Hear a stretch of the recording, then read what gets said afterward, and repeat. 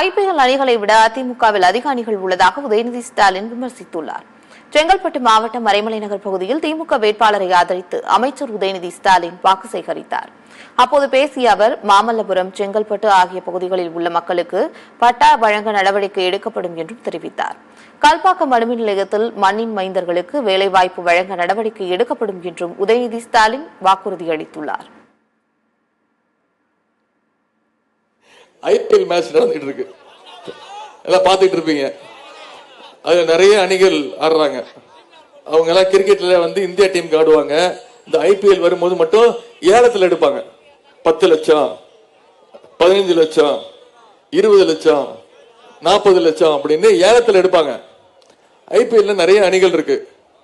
சொல்லுங்க, என்னென்ன அணிகள் இருக்கு? சென்னை அணி, மும்பை அணி, குஜராத் அணி, ஹைதராபாத் அணி, பெங்களூர் அணி, இப்படி நிறைய அணிகள் இருக்குல்ல. ஐபிஎல்லும் அதிமுக ஒண்ணு.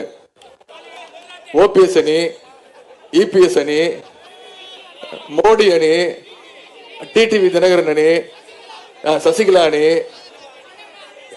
ஜே தீபா அணி, ஜே தீபாவோட டிரைவரோட அணி, இப்படி அத்தனை அணிகள்.